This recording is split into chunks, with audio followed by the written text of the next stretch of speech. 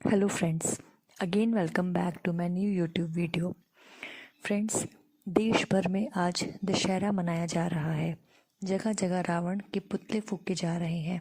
दशहरा यानी विजयदशमी का पर्व बुराई पर अच्छाई की जीत के प्रतीक के रूप में मनाया जाता है।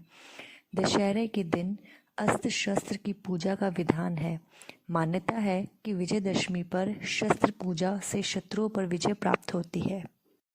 पौराणिक पात्रों में रावण को सबसे सशक्त खलनायक माना जाता है, लेकिन निश्चित रूप से वह इससे भी कहीं अधिक है। यदि रावण में अधर्म अधिक बलवान ना होता तो वह देवलोक का भी स्वामी बन सकता था। वह देवों का ज्ञाता था। दशहरे के अवसर पर आज मैं आपको रावण से जुड़ी कुछ रोचक बातें बताती हूँ और मैं आपको अपनी वीडियो में बताऊंगी कि उसके 10 सिर क्या कहते हैं।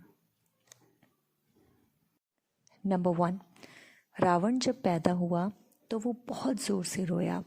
उसके रोने की आवाज़ से सब डर गए और तब उसका नाम रावण रखा गया। नंबर 2, रावण भगवान ब्रह्मा के पोते थे।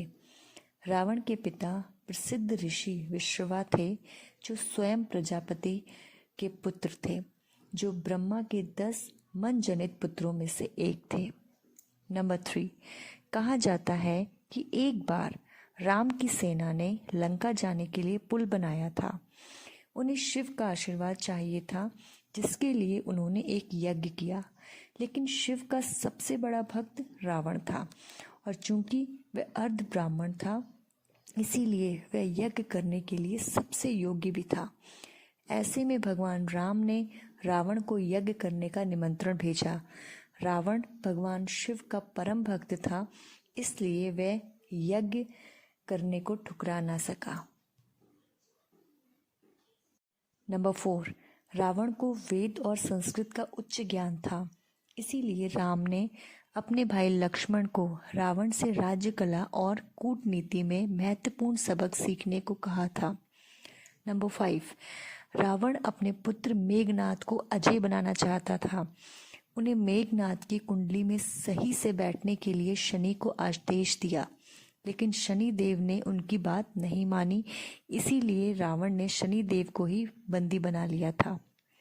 नंबर 6, रावण एक असाधारण वीणा वादक था। ऐसा माना जाता है कि उन्हें संगीत में गहरी दिलचस्पी थी और वे एक बेहद निपुण वीणा वादक थे। नंबर 7, वेदों की ऋचाओं को स्वरबद्ध करने का काम रावण ने ही किया था और उसको ऐसा करने के लिए भगवान शिव ने कहा था। शिव को प्रसन्न करने के लिए उसने कई मंत्रों की रचना की। नंबर 8, रावण अपनी ताकत से ग्रहों को भी अपने वश में कर सकता था। रावण इतना पराक्रमी और ज्ञानी था कि उसे मारने के लिए खुद भगवान को अवतार लेना पड़ा। नंबर 9, रावण जब किसी भी कार्य को हाथ में लेता था तो उसे पूरी कर्तव्य भाव और निष्पक्षता से पूर्ण करता था और यह उसकी बहुत बड़ी खूबी थी। नंबर 10, रावण के 10 सिर 10 बुराइयों के प्रतीक हैं, जिससे हर व्यक्ति को दूर रहना चाहिए। रावण के सिर प्रतीक हैं काम, क्रोध, लोभ, मोह, मद, मत्सर, वासना, भ्रष्टाचार, अनैतिकता, अहंकार। नंबर 11, पौराणिक कथाओं में इसका भी उल्लेख है कि रावण भगवान शिव का बहुत बड़ा भक्त था और भोलेनाथ को प्रसन्न करने उसने कई सालों तक तपस्या की और कठोरता से उसे निभाया, लेकिन जब भगवान शिव प्रकट नहीं हुए तो उन्हें प्रसन्न करने के लिए उसने अपने ही सिर की बलि तक दे दी थी। नंबर 12, पुष्पक विमान एक ऐसा हवाई जहाज था जिसे केवल कुछ ही लोग नियंत्रित कर सकते थे और रावण ने अपने दम पर इसे नियंत्रित करना भी सीखा था। रावण के पास इस तरह के कई हवाई जहाज थे और उन्हें उतारने के लिए हवाई अड्डे भी थे। नंबर 12, रावण एक असीम गति का आदमी था। उन्होंने किसी से भी तेज होने की तकनीक में महारत हासिल कर ली थी, इसीलिए वह किसी की भी कैद के प्रयास से बच जाते थे।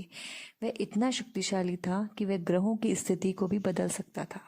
सो फ्रेंड्स, इसके साथ ही मैं अपनी वीडियो को एंड करती हूँ। आई होप आपको ये वीडियो अच्छी लगी हो, इन्फॉर्मेटिव लगी हो। सो प्लीज़ मेरे चैनल को सब्सक्राइब करिएगा, वीडियो को लाइक करिएगा, शेयर करिएगा और कमेंट करिएगा।